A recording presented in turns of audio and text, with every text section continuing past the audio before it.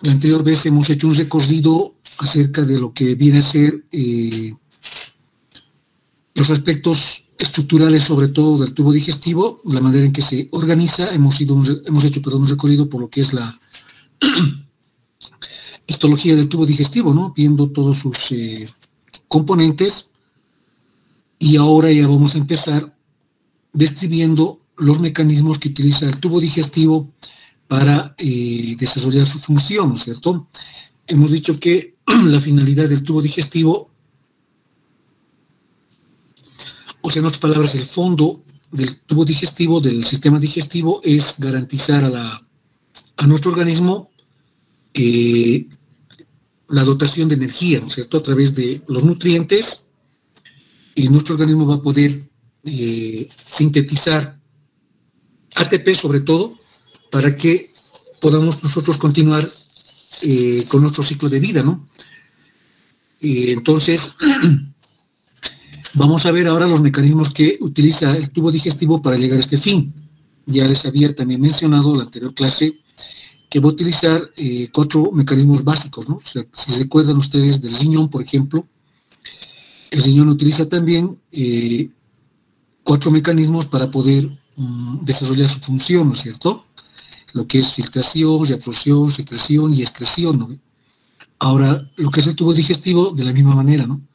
Va a utilizar mecanismos para poder completar su función y garantizar la dotación de los nutrientes necesarios básicos para la formación de energía, ¿no? Eso es lo que vamos a desarrollar ahora hasta completar lo que corresponde a toda la actividad del tubo digestivo, y ya luego nos metemos a lo que viene a ser la parte de la neurofisiología. Entonces vamos identificando lo que va a desarrollar. Uy, perdón. Bueno, un segundito, denme, por favor. Bueno, entonces vamos a comenzar mejor ahora con lo que es ese primer mecanismo que utiliza el tubo digestivo, ¿no? Para llegar a su propósito. Hablamos de la motilidad, o sea, de cómo se mueve el tubo digestivo para poder hacer que el alimento vaya transitando siempre, ¿no?, en dirección a la cavidad rectal o al recto, y luego ser eliminado por lo que viene a ser el ano, ¿no?, el orificio anal. Entonces, la motilidad va a estar a la vez constituida por 2 tipos de movimiento, ¿no? Lo que es propulsión y mezcla, que van a permitir que el alimento vaya transitando por el tubo digestivo. Ya. Ahora, si vamos a hablar de motilidad, entonces tenemos que hablar necesariamente de las características de movimiento que tiene la fibra muscular, ¿no? ¿Recuerdan ustedes? En la anterior gestión hemos hablado sobre la contracción muscular del músculo cardíaco, por ejemplo, ¿no? Sí, les he explicado cómo es que el músculo cardíaco se contrae, se mueve. El mismo principio de manejo va a también tener el músculo estriado, o sea, los músculos rojos, si quieren, los músculos voluntarios de nuestro cuerpo. Y también un mecanismo similar, lo que viene a ser la fibra lisa, el músculo blanco, el músculo involuntario, que ahora vamos a ver, ¿no?, representado en lo que viene a ser el tubo digestivo, hablando de su túnica o capa muscular, ¿no es cierto?, que hemos indicado que tiene una disposición circular y longitudinal, ¿no es cierto?, o sea, en 2 planos. Es lo que vamos ahora a mencionar, ¿sí? No se olviden que consideramos tubo digestivo a partir del esófago hacia adelante. Y todo ese tubo digestivo pues tiene músculo, ¿sí? Músculo liso.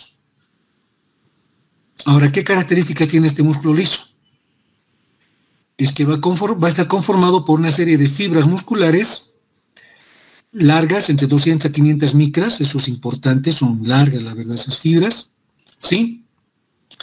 Pero delgadas, ¿no? Muy delgadas, que van a medir más o menos entre 2 a 10 micras de diámetro. Van a agruparse en fibras de hasta 1000, ¿sí?, paralelas, y que van a ir teniendo esa disposición, ¿no es cierto?, circular en la parte interna, longitudinal en la parte externa. Y entre ambas, no se olviden, va a estar el sistema nervioso intrínseco, ¿no?, el plexo mioentérico de Auerbach. Ahora, otra cosa importante, interesante en este músculo es que van a empezar a, entre esas fibras de 1000 aproximadamente que se van agrupando por sectores, van a producir uniones firmes, uniones en hendidura, o también del tipo de gap junction, ¿no?, uniones realmente firmes. Y eso va a considerar, o va a conformar lo que viene a ser un sinsitio, ¿no? ¿Eso qué significa? Que el estímulo a una sola célula de todo este conglomerado va a hacer que a la vez se puedan estimular las otras, las que están unidas, y se van a conformar o comportar mejor como una sola célula. Entonces, de esa manera, los movimientos del tubo digestivo van a ser segmentarios, con estas agrupaciones que realizan estas células formando ese sinsitio. Ahora, eso obviamente favorece, ¿no?, la contracción muscular, y también favorece, en el caso del tubo digestivo, un movimiento, una motilidad, un peristaltismo paulatino y segmentario, porque se van a empezar a contraer segmentos del tubo digestivo paulatinamente, armónicamente y en distintos segmentos. Entonces, lo que vamos a ver ahora, ¿no?, cómo es que se va produciendo este tipo de movimiento.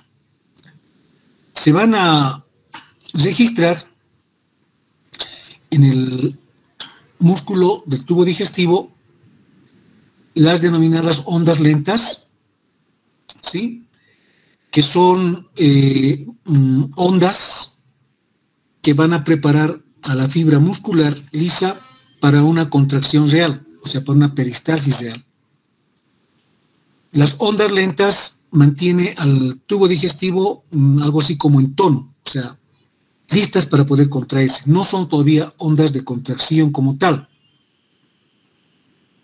¿sí?, pero ya van manteniendo la fibra muscular ya lista para poder contraerse. Entonces, estas ondas tienen su origen en la interacción entre estas células que conforman este sinsitio y otras células diferenciadas juntamente en este mismo tejido, que se denominan las células intersticiales de Cajal, que van a ir estimulando suavemente, paulatinamente, a las células musculares, o sea, al sinsitio. Ahora, estas ondas lentas varían entre 5 a 10 milivoltios, o sea, tampoco es un voltaje amplio que permita un movimiento real del tubo digestivo. Ahora, estas ondas lentas van a variar dependiendo del segmento donde se están produciendo. Por ejemplo, en el estómago van a presentarse entre 3 ondas lentas por minuto. Y a nivel del duodeno, hasta 12 ondas lentas por minuto. Van descendiendo un tanto así a nivel de lo que es el colon, donde ya van a aparecer entre 4 a 6 ondas lentas por minuto. Y en ilion también tienen una frecuencia intermedia, que también es importante, entre 8 a 9 ondas por minuto.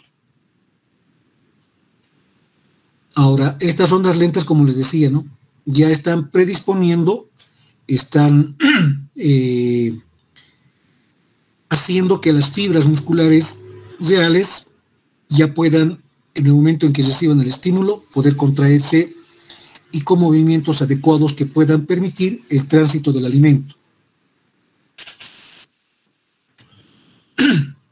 Ahora hablamos de los potenciales en espiga.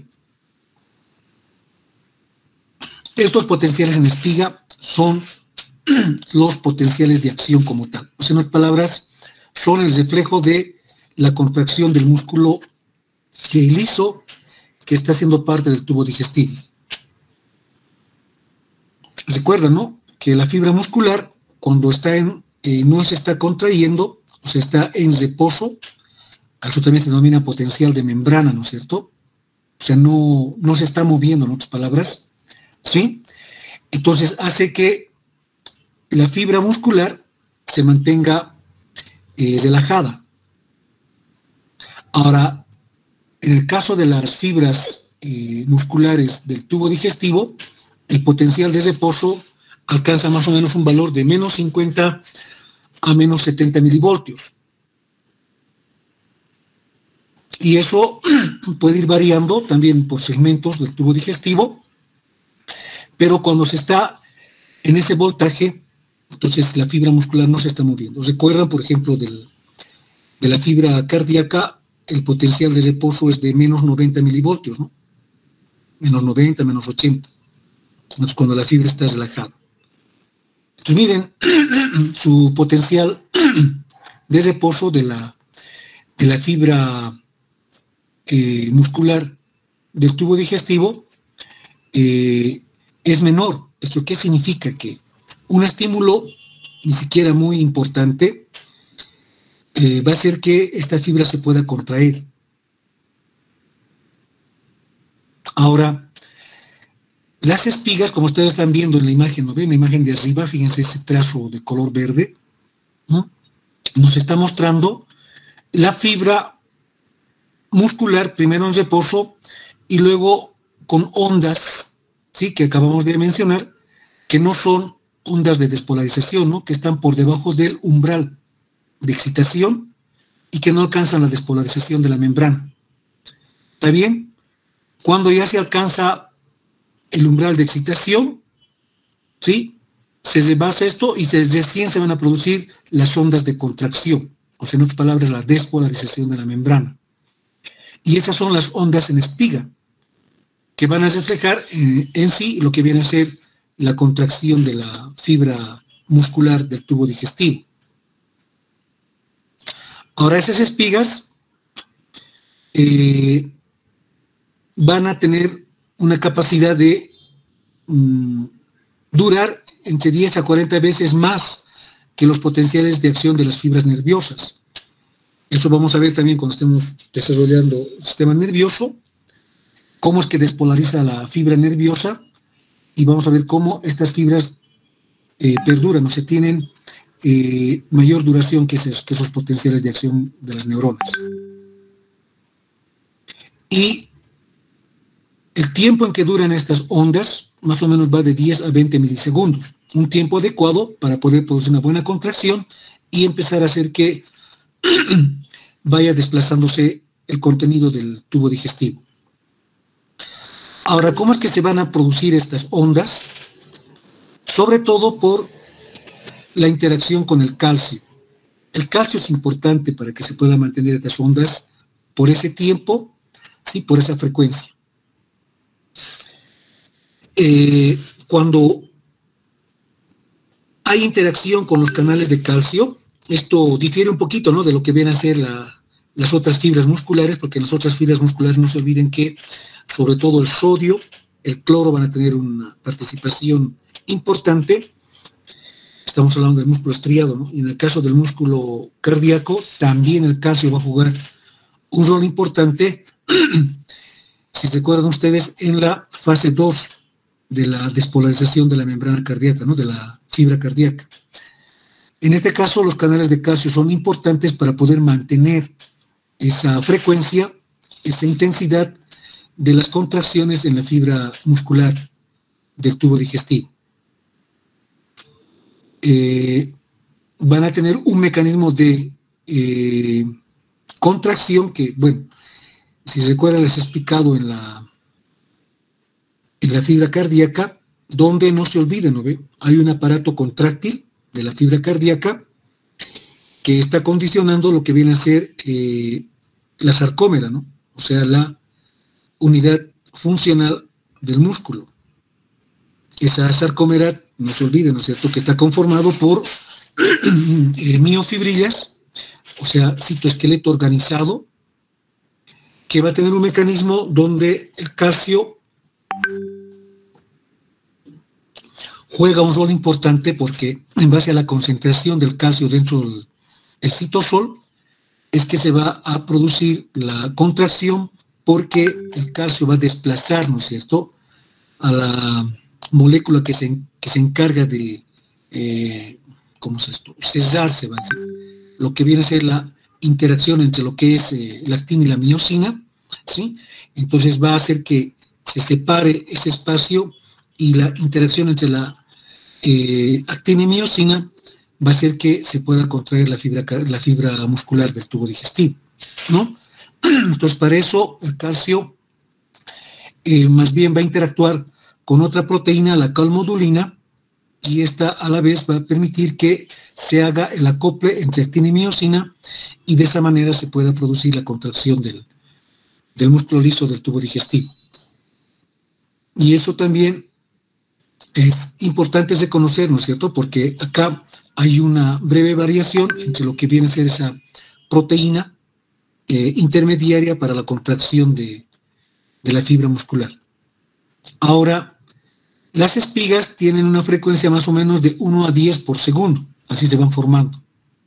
Cada segundo entre 1 a 10 espigas, o sea, contracciones que se van sumando para empezar a manifestar el movimiento, o mejor, la peristalsis del tubo digestivo, ¿sí? Ahora, ¿qué es lo que favorece la contracción, o sea, la despolarización de la membrana, de la fibra muscular del tubo digestivo? Entonces, ahí estamos viendo que hay 4 factores importantes que van a permitir la contracción de esta fibra. Uno de ellos, y el que se va repitiendo muchas veces a lo largo del tubo digestivo, es la distensión del músculo. O sea, cómo se va a distender el músculo cuando haya contenido en la luz del tubo digestivo. Eso ya es activación refleja para que se puedan formar las ondas peristálticas a partir de las espigas que se van a ir formando también. El otro estímulo es la estimulación de la acetilcolina. La acetilcolina es el neurotransmisor encargado de excitar a la fibra muscular, y a partir de esta excitación de la fibra muscular, no se olviden, ¿no?, que se van a aperturar canales específicos para que despolarice la fibra. En este caso pueden ser canales de calcio, y eso va a facilitar la introducción del calcio dentro de la fibra muscular, y a la vez esto va a hacer que se active todo el mecanismo de contracción, o sea, todo el aparato contráctil de la fibra muscular. Y la acetilcolina está manejada sobre todo por lo que viene a ser el sistema nervioso parasimpático.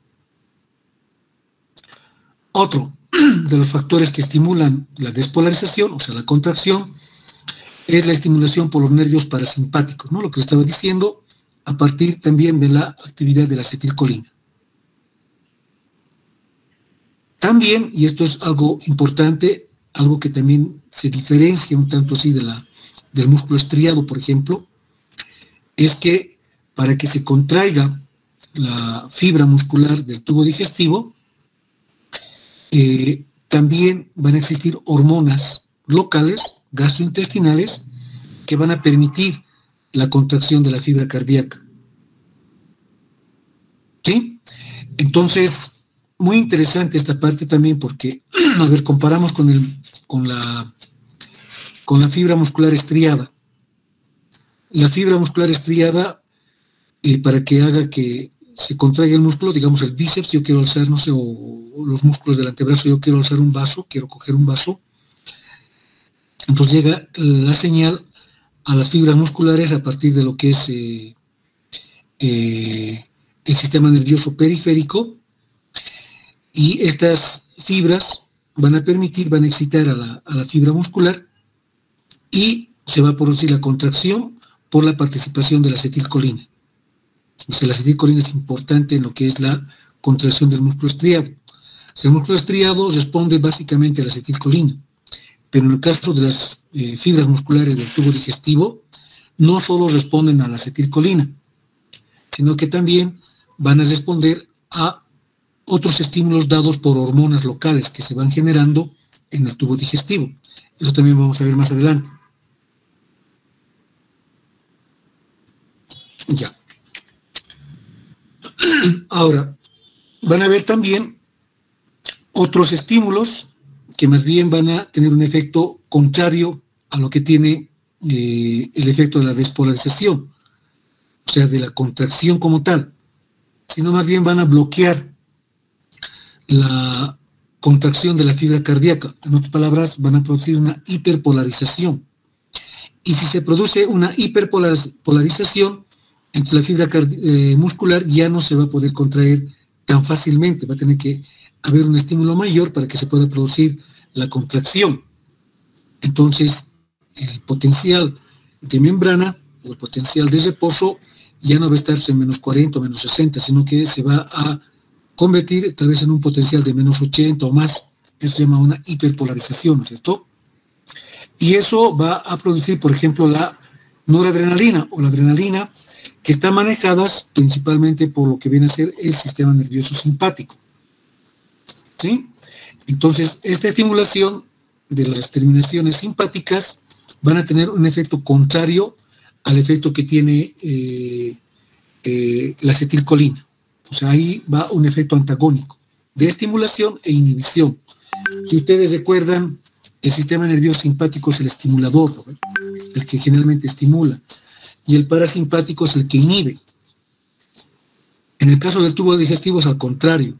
El parasimpático va a estimular, en cambio el simpático va a inhibir. Este principio tienen que recordarlo porque manejamos también este principio para poder hacer algunos tratamientos cuando se está produciendo, por ejemplo, movimientos peristálticos intensos que se los conoce como cólicos, que provoca mucho dolor, ¿no? Eso cuando ustedes estén haciendo sus guardias, se van a dar cuenta, ¿no? Van a venir personas en la madrugada o cualquier momento con dolores espasmódicos importantes en el abdomen, o sea, cólicos. Pueden ser cólicos intestinales, pueden ser cólicos biliares, en fin, pero cólicos. Entonces, lo que está ocurriendo en este momento es que está habiendo un estímulo importante del parasimpático. En otras palabras, de la acetilcolina, ¿no? Entonces, ¿qué yo tengo que hacer o qué se debería hacer? Utilizar fármacos anticolinérgicos, ¿no? O sea, que bloqueen la acetilcolina. De esa manera, el dolor va a bajar o ya no se van a producir las ondas peristálticas importantes, o sea, ya va a cesar el cólico y obviamente el dolor va a ir bajando. Entonces, utilizamos estos criterios, ¿no?, fisiológicos para luego poder aplicar en tratamientos, ¿no?, cuando hay una hiperexcitación o una hiperactividad del parasimpático. Entonces, importante la participación de lo que viene a ser la adrenalina, la noradrenalina, la acetilcolina, ¿no? Otra vez, no se olviden, ¿no? La acetilcolina estimula la contracción de la fibra muscular. En cambio, la noradrenalina o adrenalina, el efecto contrario, ¿no? Inhibe el movimiento peristáltico. Ya. Entonces ahí vemos, ¿no?, lo que vienen a ser las ondas lentas y los potenciales de acción, o sea, las espigas que se van formando en el tubo digestivo.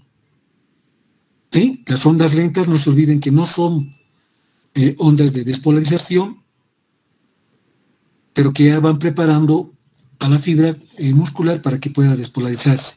En cambio, las espigas sí son ondas de despolarización, donde ya nosotros vamos a poder identificar el movimiento del tubo digestivo. Ahora, esas espigas se van a estimular, otra vez les repito, ¿no?, principalmente por la distensión de la pared, o sea, el contenido, en otras palabras, ¿no? Cuando hay comida, alimento en el tubo digestivo, entonces eso hace que se empiece a activar las ondas en espiga y puedan empezar a formarse estas ondas y empezar a moverse el intestino. A eso agregamos la acetilcolina, ya como parte de la terminación nerviosa del parasimpático sobre todo, ¿sí?, que va a ayudar a que se vaya produciendo la contracción del músculo. Pero también no vamos a olvidar que el tubo digestivo sobre todo está comandado por lo que viene a ser el sistema nervioso intrínseco, ¿no? Y ese también va a proporcionar acetilcolina para que se pueda producir la contracción de la fibra muscular. En cambio, el efecto contrario lo realiza la epinefrina a través del sistema nervioso simpático, provocando una hiperpolarización de la fibra y por ende un bloqueo de lo que viene a ser la contracción de la fibra. Ya. Ahora vamos a empezar a hablar de lo que viene a ser la contracción tónica y la contracción fásica, ¿no? Entonces, la contracción tónica es esa contracción permanente de la fibra muscular. Pues eso hace que la fibra, o mejor el tubo digestivo, se mantenga contraído por periodos más largos, ¿no? En cambio, las contracciones fásicas son contracciones en fases, en partes, pero que también ayudan a lo que viene a ser el desplazamiento del contenido. Entonces, esta contracción tónica no está asociada a ondas lentas, va a perdurar por varios minutos, incluso pueden ser horas, que va a hacer que el intestino se mantenga contraído, y eso a la vez también puede provocar molestia, reflejada en dolor. Estas contracciones tónicas sí se deben a potenciales en espiga, o sea, verdaderas despolarizaciones de la membrana, y que van a responder al influjo de hormonas que continuamente están estimulando la despolarización de la fibra. Y también a la participación del calcio, o el ingreso del calcio, a la fibra muscular. Entonces, estas ondas de contracción tónica van a hacer que el movimiento se mantenga por más tiempo o por más, más prolongadas, por más tiempo más prolongadas. Ahora, otra vez, ¿no? Esta regulación motora va a estar dado por el sistema nervioso entérico o intrínseco sobre todo, y lo que viene a ser el sistema nervioso autónomo, o sea, por lo que es el simpático y el parasimpático. Y además, por una cantidad de hormonas locales que son propias del tubo digestivo, se las denominan las hormonas APUT, que se van a encargar de regular el movimiento del tubo digestivo, o sea, tanto estimulando como inhibiendo. Hay una interacción entre ambas. Ahora, ¿cómo va el control de la motilidad del tubo digestivo? Entonces, participan, nuevamente les digo, ¿no?, el sistema nervioso entérico, que es el principal, el sistema nervioso intrínseco, que está dado por, en este caso, el plexo mioentérico, ¿no?, de Auerbach. Y a eso se va a sumar también el plexo submucoso de Meissner, que va a participar haciendo que se vayan secretando las hormonas APUT y de esa manera estimulando al plexo mioentérico de Auerbach para que se vaya produciendo la motilidad del tubo digestivo. Pero también, tampoco se olviden que acá van a participar el sistema nervioso simpático y parasimpático como coadyuvantes y a momentos también como reguladores de la motilidad. Entonces, esa interacción que hay entre el sistema nervioso entérico y el sistema nervioso autónomo va a permitir que se pueda producir la contracción del músculo, ¿no? Entonces, acá van a participar lo que también estábamos hablando en la anterior clase, ¿no? Las motoneuronas que son las que van a, sobre todo, estimular el movimiento, la contracción del músculo, y también las interneuronas, que van a cerrar circuitos entre lo que vienen a ser las células catalogadas como mecanorreceptoras, ¿no? O sea, que van a recibir los estímulos, por ejemplo, de la distensión, de la presencia del contenido de alimento en el tubo digestivo, y que esa información van a llevar hacia lo que va a ser la interacción con las neuronas motoras para que se produzca la contracción, pero donde también van a tener un rol muy importante las interneuronas, ¿no? Que son las que en otras palabras van a controlar que la información, o sea, que el estímulo pase al sistema nervioso entérico y se empiece a producir la contracción del músculo. ¿Sí? Entonces, esos estímulos, esos quimiorreceptores que captan condiciones del tubo digestivo, también van a ser los encargados de estimular el movimiento del tubo digestivo.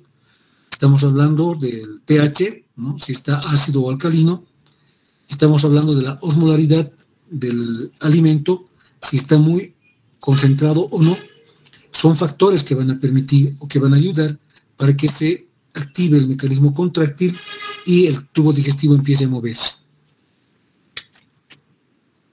Ahora, el parasimpático,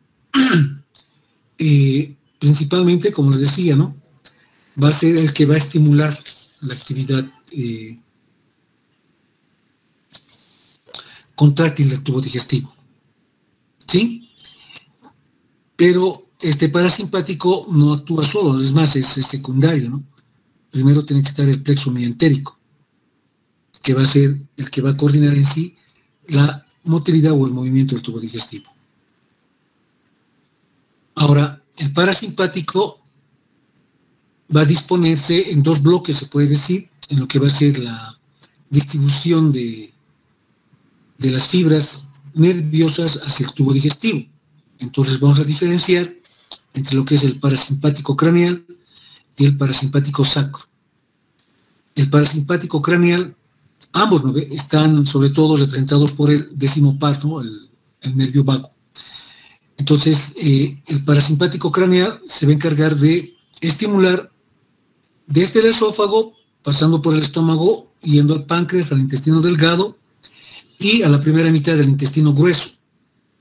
Entonces, hasta ahí se encarga el décimo par de poder estimular la contracción del tubo digestivo. En cambio, el parasimpático sacro se va a encargar del resto del tubo, ¿no? O sea, estamos hablando del colon transverso en su segunda porción, o sea, mejor no, en la mitad izquierda, el colon descendente, el asa sigmoide, el recto y el ano. Entonces va a repartir de esa manera, ¿no es cierto?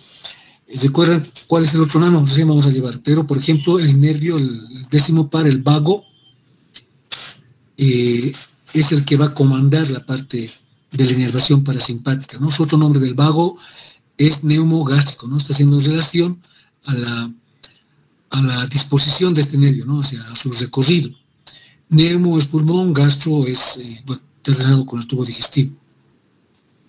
Y su otro nombre del tubo digestivo, o perdón, del décimo par, se lo llama también lingo, laringo, tráqueo, entérico, cólico derecho, ¿no? Entonces con esto ya estamos haciendo el seguimiento del tubo digestivo, o perdón, del nervio, a lo largo del tubo digestivo hasta donde llega, ¿no? O sea, la mitad derecha del colon transverso. Entonces acá juega un papel importante, ¿no? Como estamos indicando, la acetilcolina, porque va a excitar a la fibra muscular y la fibra muscular se va a contraer. Ahora, esta actividad está regulada, ¿sí? También por algunas hormonas que son parte del tubo digestivo. En cambio, el simpático, que se va a desprender a partir de la cadena ganglionar simpático, conformando lo que viene a ser principalmente el ganglio celíaco o el plexo celíaco, se va a encargar de la inervación prácticamente de todo lo que es el tubo digestivo. ¿Sí? Entonces, desde lo que viene a ser la región torácica 5 hasta la lumbar 2, se va a formar toda la cadena ganglionar simpática. Y de esto van a ser la inervación para lo que son los órganos del tórax, las vísceras del abdomen. Y entre ellas estamos hablando del tubo digestivo. La inervación simpática, que es antagónica a la inervación parasimpática, como les iba diciendo, va a partir de lo que es el plexo celíaco, o plexo solar, y el plexo mesentérico superior, pero sobre todo el plexo solar o el plexo celíaco es el encargado de la inervación simpática del tubo digestivo, porque va a recorrer por lo que es el peritoneo visceral, el estómago, el vaso, el hígado, el intestino delgado, grueso, ¿sí? El apéndice, las glándulas suprarrenales, en fin. Su distribución es amplia, larga, del plexo celíaco. En cambio, el plexo mesentérico superior está más restringido a lo que viene a ser el intestino delgado, el colon en su porción derecha, en su porción descendente y el asa sigmoides. Y ahí también podemos meter el páncreas. Ahora, este sistema nervioso, el simpático, utiliza como mediador a la noradrenalina.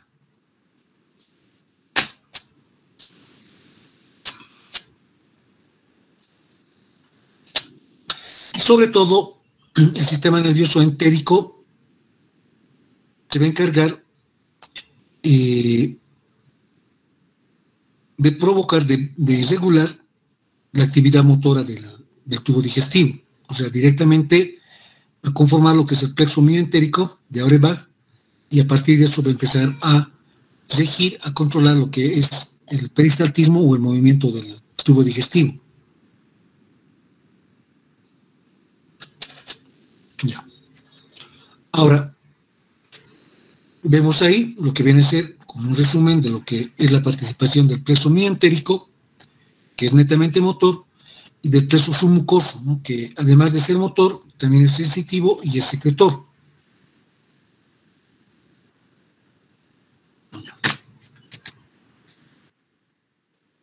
Ahora, ¿cuáles son los neurotransmisores o las hormonas APUT que se encargan de participar en la motilidad del tubo digestivo? Ahí están viendo ustedes una lista importante de lo que es la acetilcolina, la adrenalina, bueno, lo que hemos ido viendo, ¿no? A eso se suma la serotonina, la dopamina, la colecitocinina, la sustancia P, el péptido intestinal vasoactivo, la somatostatina, la la metencefalina, la bombecina. Entonces, esas son hormonas APUT que se van a sintetizar a nivel del tubo digestivo y que van a regular la motilidad como tal, ¿no? Unas van a propiciar la peristalsis y otras más bien la antiperistalsis, ¿no? O la relajación del músculo. Ahora, estos sistemas nerviosos y esta disposición de las fibras musculares van a estar regulados principalmente a partir de reflejos.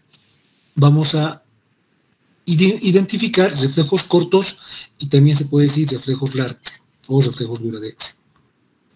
En la imagen ustedes están viendo la luz, o sea, un segmento, un corte del tubo digestivo, y están observando la disposición de los sistemas nerviosos sí, que se encargan de regular la actividad del tubo digestivo. Se van a formar reflejos cortos de movimiento que son importantes para que se empiece con el tránsito del alimento. ¿Sí? Entonces el estímulo viene principalmente de la distensión del tubo digestivo o de la irritación del tubo digestivo.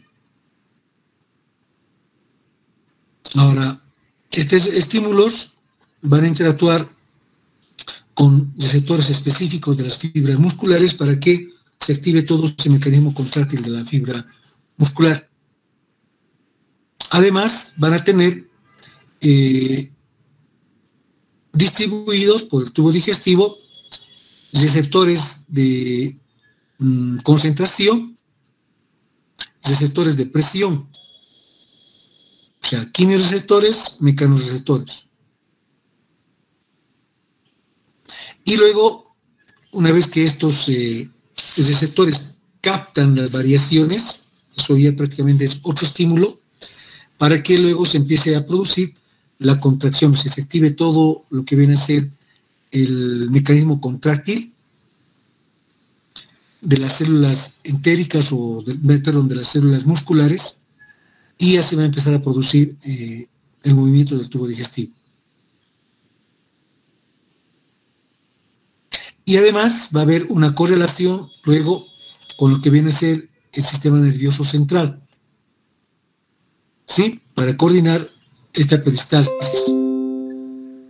Y así se vayan también conformando o produciendo reflejos que duren más.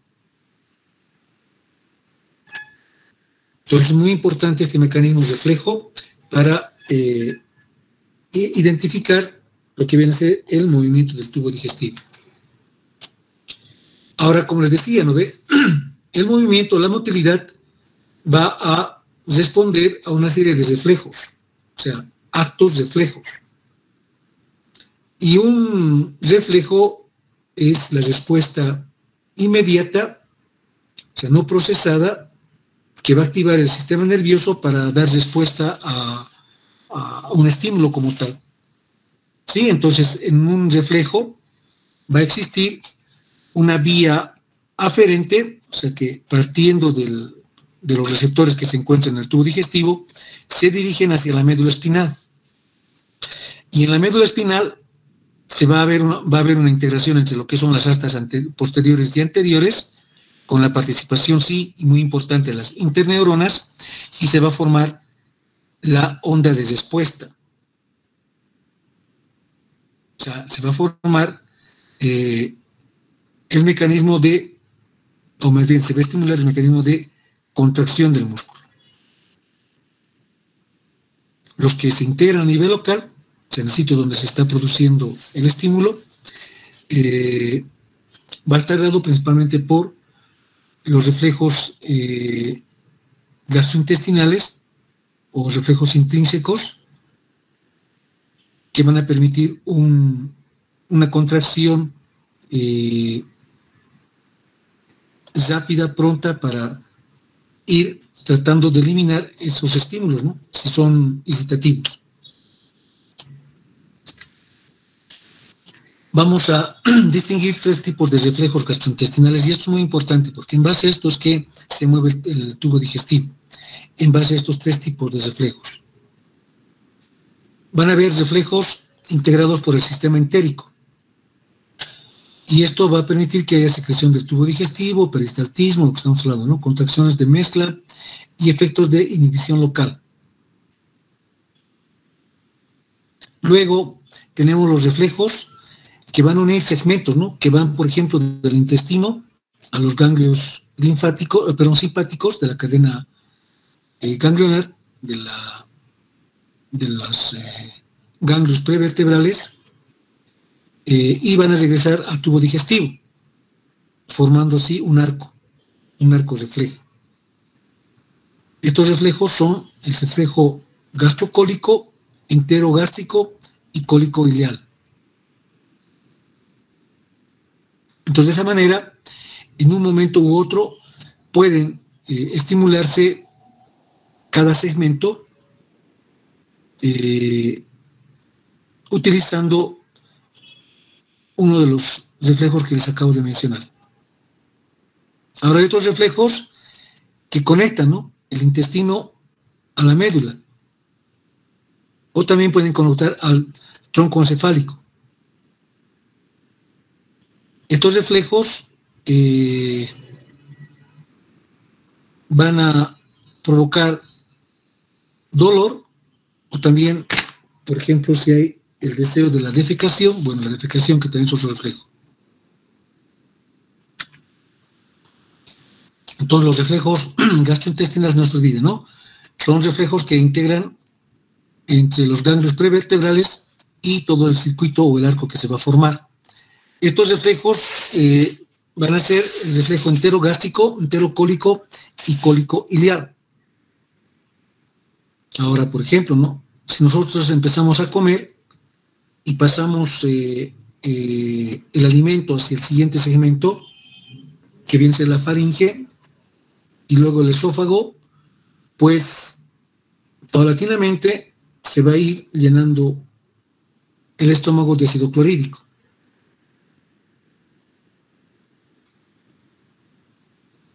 Y también esto va a permitir que la motilidad gástrica pueda inhibirse. Tenemos el reflejo enterocólico.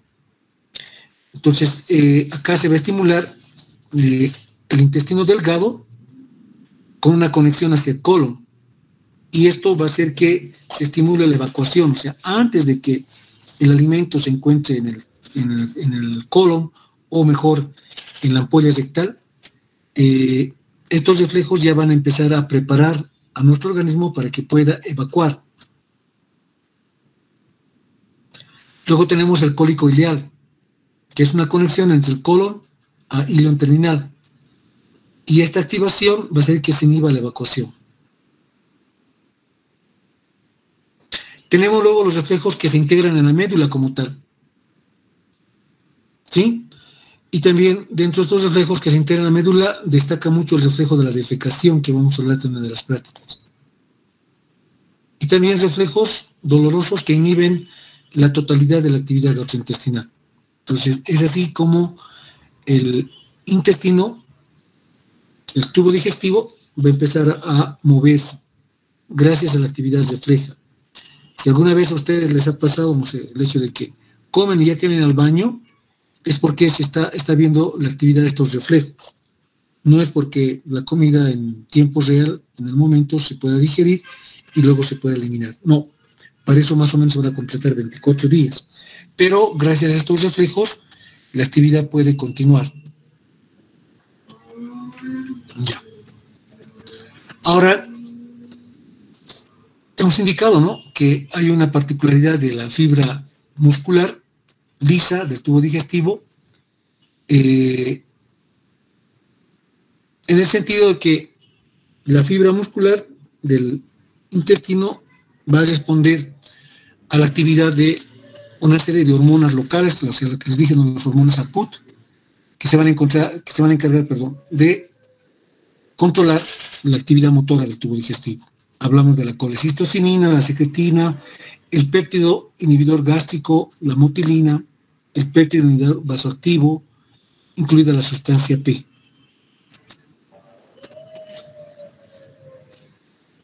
¿Qué es lo que hace la colecistocinina?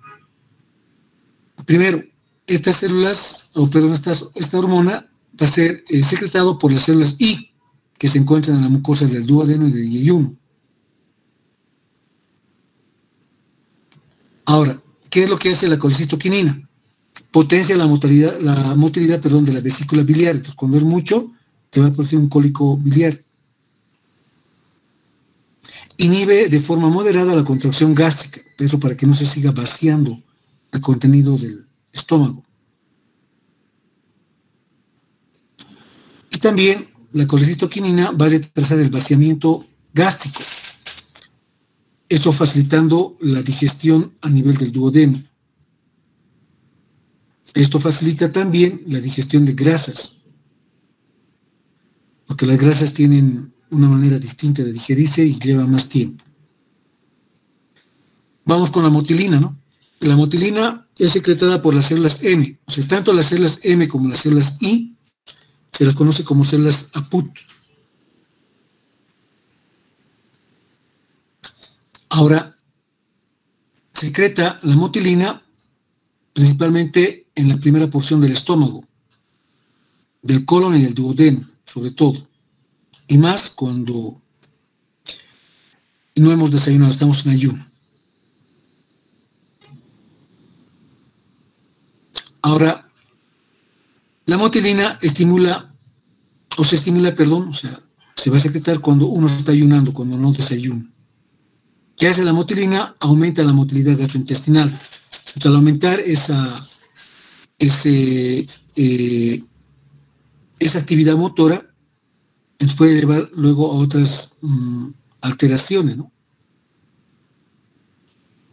Entonces, acá pueden surgir, por ejemplo, los dolores de hambre y demás, ¿no?, que se pueden producir. Ahora también la motilina, otro de los aspectos importantes es que hace que se cree la pepsina. Y esta enzima, la pepsina, se va a encargar de degradar o coadyuvar la degradación de proteínas a nivel del estómago. Luego tenemos el péptido inhibidor gástrico, otra hormona APUT, que está secretada por las células K, sobre todo de células que se encuentran en el duodeno y Y1, en la mucosa, y estos se van a empezar a producir por la cantidad de comida grasa que nosotros podamos ingerir. O cuando hay también, ¿no?, una exageración en ingerir alimentos con contenido proteico o con contenido de hidratos de carbono. ¿Qué hace el péptido inhibidor gástrico? O sea, como su nombre indica, ¿no? Inhibe la actividad motora del estómago. O sea, hace que se mantenga un tanto así en reposo, cosa que es el tiempo necesario para que el duodeno pueda vaciarse. Ahora también el péptido inhibidor gástrico estimula a las células beta del páncreas. Y estas células beta, como ustedes recordarán, sabrán, son las que se van a encargar de secretar insulina.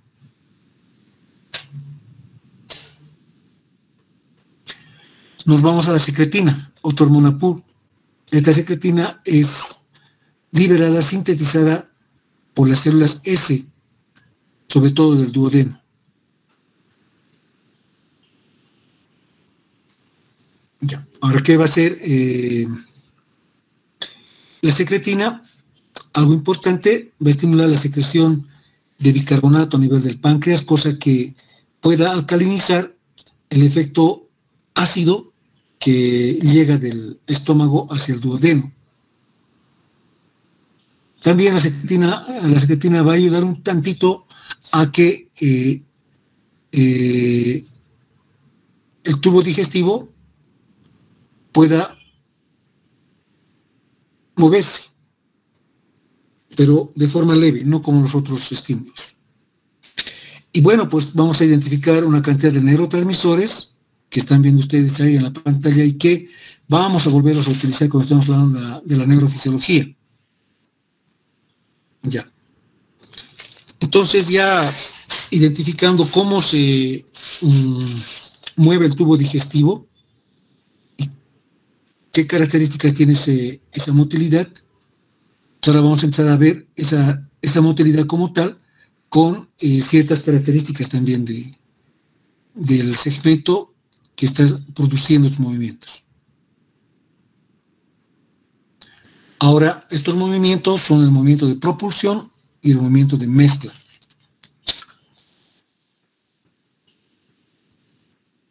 Como su nombre indica, ¿no? El movimiento de propulsión va a ser que el contenido del tubo digestivo, o sea, del alimento, en otras palabras,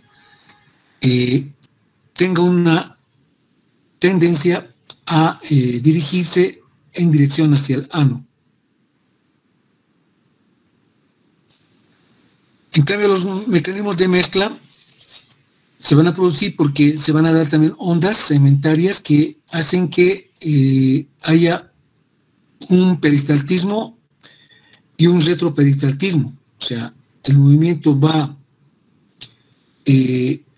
hacia adelante, pero también el segmento va hacia atrás, cosa que permite que el alimento se siga mezclando.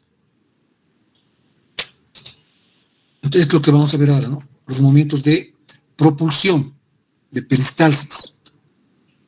Entonces, para que se produzca la peristalsis, este movimiento de propulsión, se van a formar anillos contráctiles. Estas anillas se pueden formar en cualquier segmento del tubo digestivo. O sea, no siguen un orden, ¿no? Empezar en el esófago, continuar en el estómago y demás, sino que se pueden formar en distintos segmentos del tubo digestivo. Los estímulos para que se forme este anillo peristáltico es, como estamos indicando hace rato, ¿no? La distensión del tubo digestivo. También la excitación de la mucosa por alimentos, ¿no? Que pueden estar muy condimentados o tal vez muy picantes y demás, o sea, que son excitantes. Este peristaltismo va a estar regido principalmente por el plexo mientérico, cuando está activo. Vamos a obtener una peristalsis o un peristaltismo eficaz.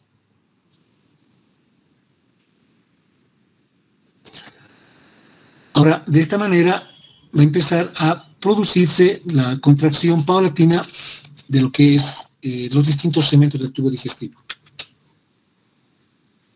Ya. Ahora distinguimos, ¿no? Otro principio que es importante para poder entender cómo el alimento siempre va en tránsito, una vez que lo ingerimos, ¿no?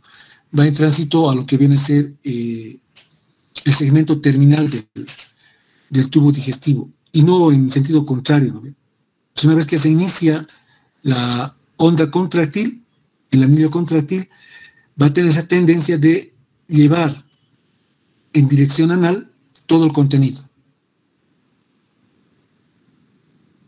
Entonces vemos cómo se va produciendo esta serie de movimientos, ¿sí?, que se van a iniciar principalmente por el contenido, o sea, la distensión del tubo digestivo. Ahora, se forman anillos peristálticos y unos van a seguir en dirección al ano, pero también van a haber anillos que van a ir en dirección a la boca, digamos. Pero esos anillos prontamente se debilitan y se van perdiendo. En cambio, los que van en dirección al ano, más bien se van a reforzar. ¿Sí? Porque, como hemos indicado, ¿no ve?, la distribución de las fibras musculares son segmentarias. Entonces, por segmentos se empiezan a contraer y el segmento que sigue ya va a estar esperando para una nueva contracción.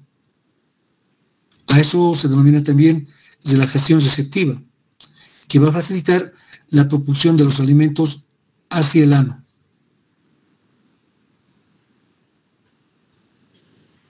Ahora, el reflejo bioentérico más el movimiento peristáltico en dirección anal se denomina ley del intestino.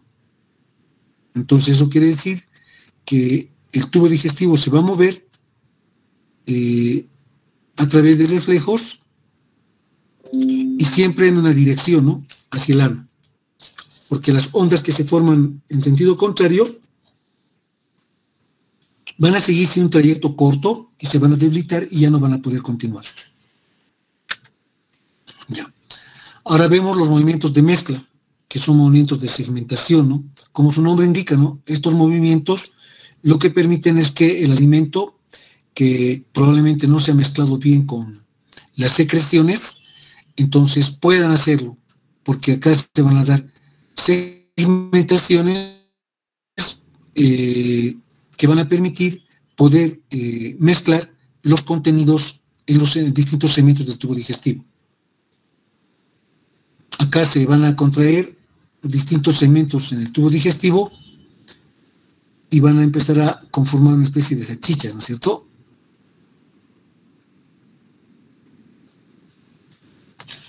Y las contracciones van a ser locales cada 5 a 10 centímetros, generalmente 10 centímetros que van a seguir, y luego van a producirse ondas, si vale el término, de choque con las que están iniciando, y esas son las que también van a producir una retropropulsión, pero que va a ser de poca duración y que va a permitir, pues, amasar lo que corresponde, ¿no ve? O sea, podemos decir el jugo gástrico con el alimento.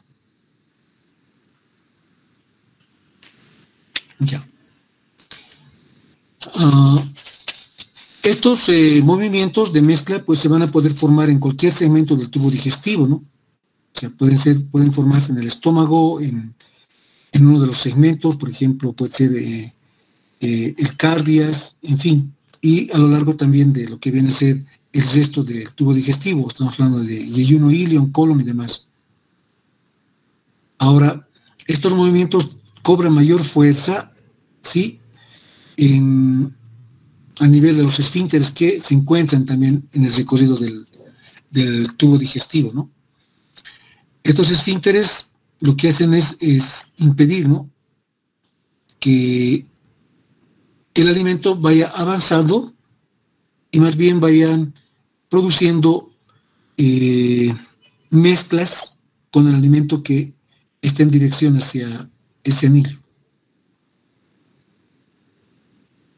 Ahora, estas contracciones pueden variar en su duración de 5 a 30 segundos, perdón, y también van a ayudar a que vayan desmenuzando el contenido intestinal. En otras palabras, se vaya produciendo una mejor digestión y una mejor formación del alimento. Entonces, la motilidad, miren, va a secuenciar dos tipos de movimientos, ¿no?, los de propulsión y mezcla. Ahora, tanto la propulsión y la mezcla están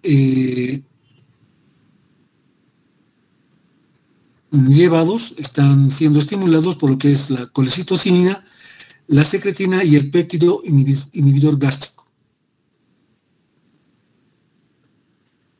Entonces, de esa manera se va a producir estos mecanismos de propulsión y mezcla.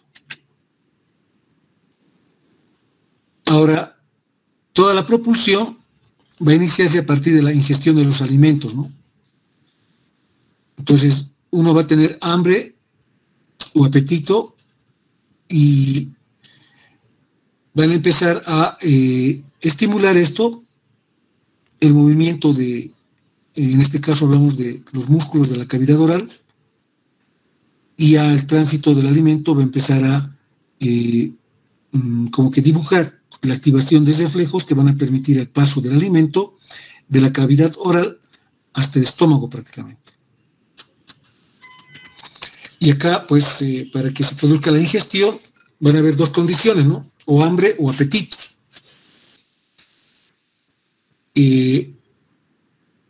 Gracias a estas interacciones entre lo que es el hambre y el apetito, se va a poder hacer un buen aporte nutricional para la producción de energía.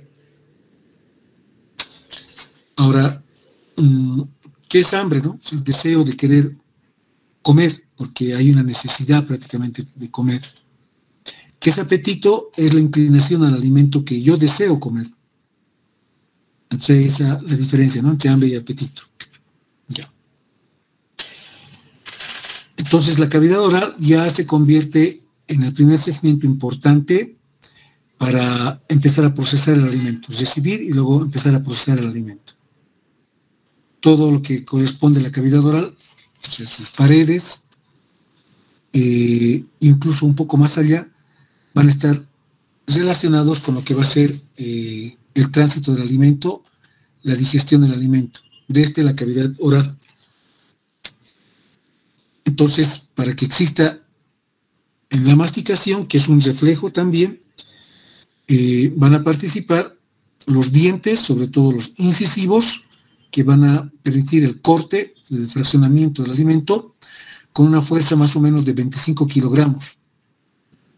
Pero también a nivel de los molares, se va a completar lo que viene a ser parte de la digestión del alimento, ¿no?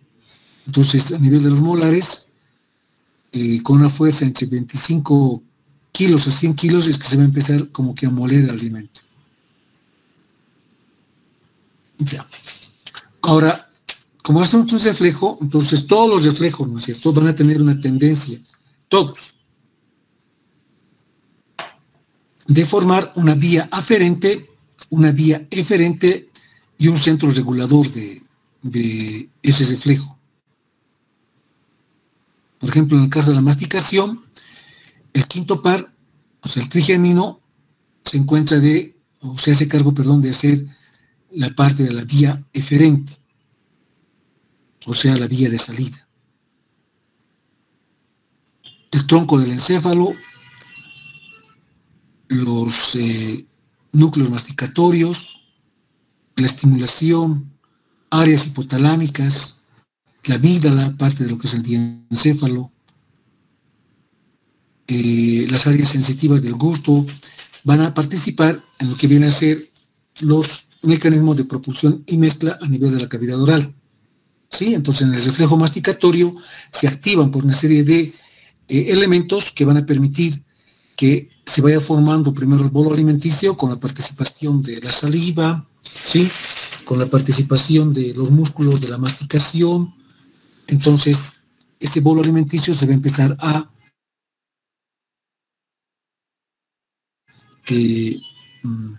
enriquecer con esas secreciones. Ya.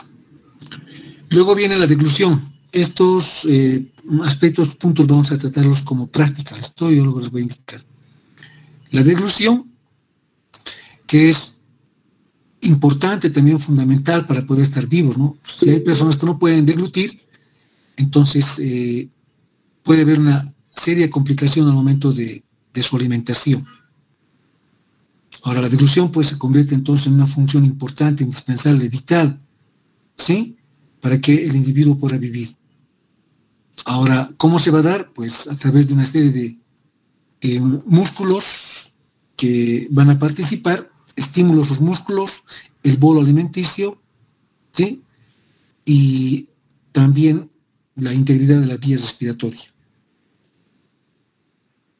Ahora, en la deglución se van a identificar tres fases: la fase voluntaria, la fase faríngea y la fase esofágica.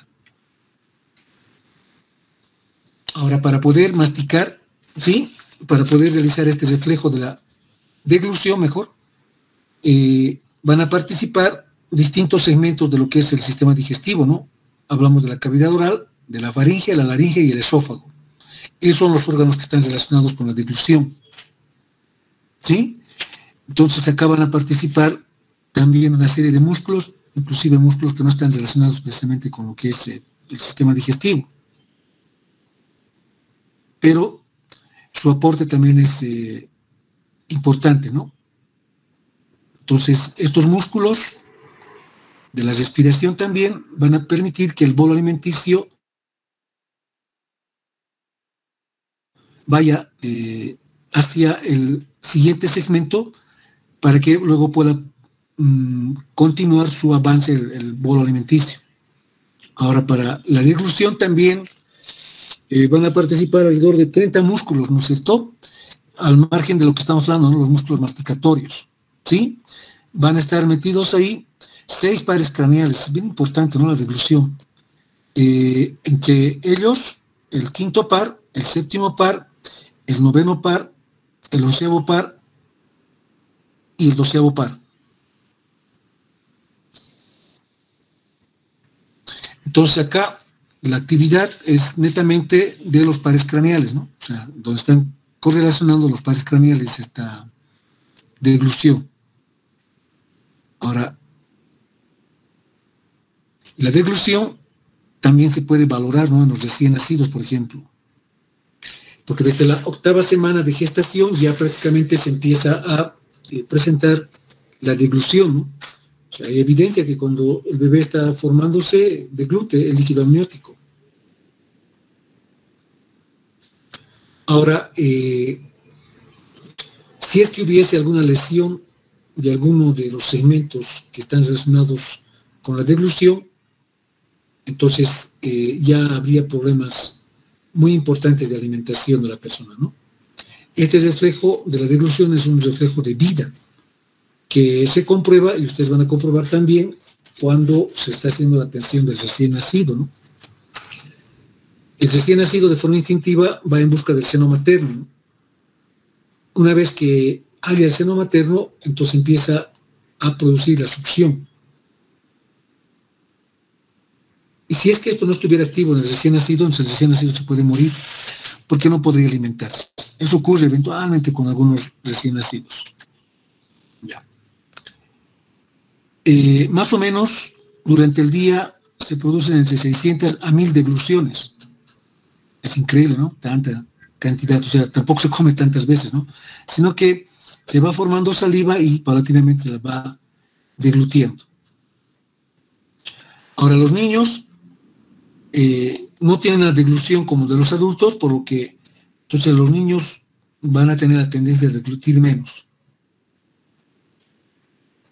Y la deglución puede alterarse por la charla, por el hablar, por el masticar. Sí, pueden estar interrumpidos y causar también a veces serios problemas.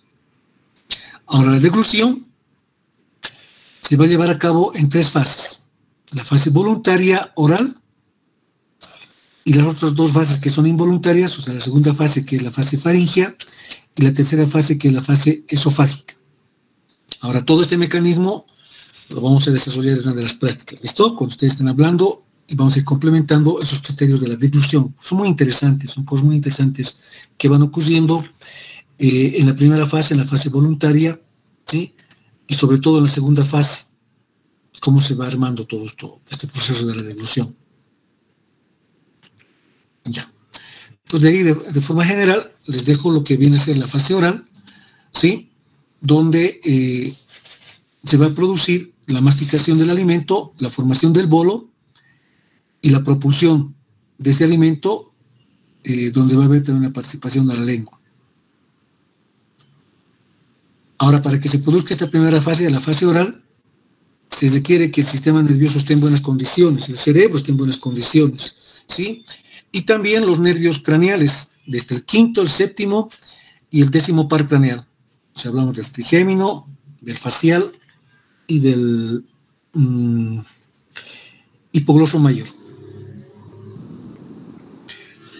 Eso se va a activar el aparato masticatorio conformado por lo que es la articulación temporomandibular y los músculos de la masticación, ¿no ve?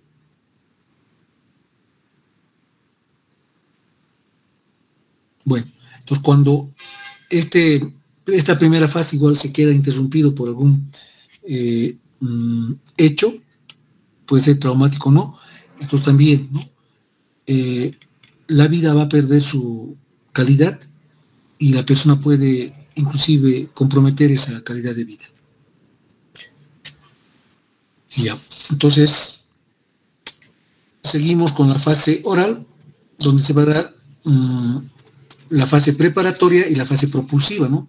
Esta fase oral es voluntaria y un tanto también involuntaria, ¿no? Pero sobre todo, nosotros podemos manejar esta primera fase, la fase de preparación, para que el alimento pueda transitar sin mayor problema al siguiente segmento, a través de esto, ¿no? De este reflejo de la deglución. Entonces se van a dar todas las actividades de las piezas dentales, desde lo que es el corte, el desgarramiento del alimento, el premolido y el molido. Eso en la fase preparatoria. Ya en la fase propulsiva, ya se ha formado el bolo alimenticio. El bolo alimenticio es una sustancia muy blanda, semiblanda, con un contenido importante de saliva, que eso va a hacer que pueda producirse la propulsión hacia el siguiente segmento.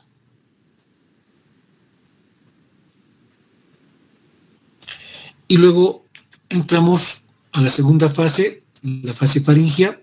Aquí esta fase es involuntaria, aquí a nosotros no podemos hacer nada. Una vez que se activa esta fase, ya va a concluir, es también una fase refleja, que va a formar todo un circuito reflejo para que se pueda producir esta fase faríngea. Ustedes se van a dar cuenta, ¿no?, cuando están estudiando, que la faringe tiene una longitud variable, ¿no?, que puede ir entre los 13 y 15 centímetros. Y cuando entramos a esta segunda fase, la de deglución, la faringe puede reducir su tamaño a solamente 2 o 3 centímetros. Y eso es lo que ocurre, ¿no? Pero esta fase faríngea, esa propulsión, tiene que requerir de la indemnidad de todos los elementos que son parte de esta fase, ¿no?, de la fase faríngea. Sobre todo lo que viene a ser, perdón, el paladar y lo que vienen a ser los músculos de la faringe, ¿no? O sea, esos músculos que son elevadores constrictores de la faringe. Acá también van a participar lo que viene a ser el aparato fonador, momentáneamente, ¿sí? Y sobre todo los músculos faringeos. Todo ese conjunto de elementos músculos tiene que estar en buenas condiciones, porque si no, no se va a poder producir la deglución como tal. ¿Sí? O va a haber mucha dificultad para poder producir la deglución. Ya. Entonces, vamos a hablar también en la práctica sobre esta fase, la fase faringea, partiendo de lo que es la estructura de la faringe, muy importante también esto, y para poder ir entendiendo mejor. ¿Sí? Entonces, lo que sucede en la fase faringea es que el paladar blando se va a elevar, los pliegues palatofaringeos se van a desplazar hacia la línea media, los paladares como que se van a sellar, se va a formar la hendidura sagital y el bolo va a poder pasar, ¿no? De la parte posterior de la faringe hacia el siguiente segmento. Este dura menos de un segundo, o sea, es instantáneo, pero ya se garantiza que el bolo se vaya en dirección al esófago. ¿Sí? Entonces todo el aparato fonador que estamos hablando también va a participar, pero de una manera para protegerse, ¿no? Cosa de que se pueda obliterar la vía respiratoria y el alimento no pase a esa vía y se pueda producir otro tipo de reflejos, ¿no? Como el reflejo de la tos. Ya. Bueno, entonces vamos a dar esto con más calma, como les decía, cuando estemos tocando el punto en la práctica relacionada con reflejos del tubo digestivo. Entonces ahí vemos toda la secuencia de lo que es la deglución, de lo que viene a ser la fase faringea. Vamos a ver los centros motores que regulan la fase faringea, porque como es un reflejo, tiene que haber un centro regulador, y esto se encuentra principalmente a nivel del bulbo raquídeo, o sea, en el tallo cerebral, para poder hacer una secuencia adecuada de lo que es la deglución, ¿no? Donde van a participar núcleos sensitivos o sensoriales y núcleos motores que van a poder coordinar la actividad de la deglución. ¿Ya? Entonces eso vamos a hablar con más calma cuando estamos haciendo la práctica. Por último viene la tercera fase, la fase esofágica, que solamente pues va a permitir que el alimento ya transite desde lo que es el esófago al estómago. Acá en esta fase esofágica se van a activar ondas primarias y secundarias de contracción para que el alimento pueda transitar hacia el estómago. Ya, entonces en la fase esofágica se van a producir ondas, como decía, primarias, ondas secundarias, dependiendo si el alimento no puede transitar, y va a ser un evento que va a durar unos segundos hasta que el alimento pueda vaciarse hacia el estómago. Entonces vamos viendo los momentos que se van dando de la fase esofágica a través de esas ondas que se van a formar también, que van a ayudar al desplazamiento del bolo alimenticio. Ya. Entonces vemos también el centro de la deglución a nivel del bulbo, que va a regular también esta última parte para que se pueda completar el reflejo de la deglución. Ya. Entonces vamos a quedar acá, vamos a continuar luego en los siguientes segmentos. Hablamos del estómago, del intestino delgado, desde lo que es duodeno y yeyuno ilion, para terminar en lo que va a ser el colon. ¿Listo, chicos? Entonces vamos a quedar acá y la próxima espero ya completar este tema para luego ya meternos a lo que va a ser la secreción del tubo digestivo. Entonces, la siguiente clase continuamos, chicos. Que tengan buena tarde.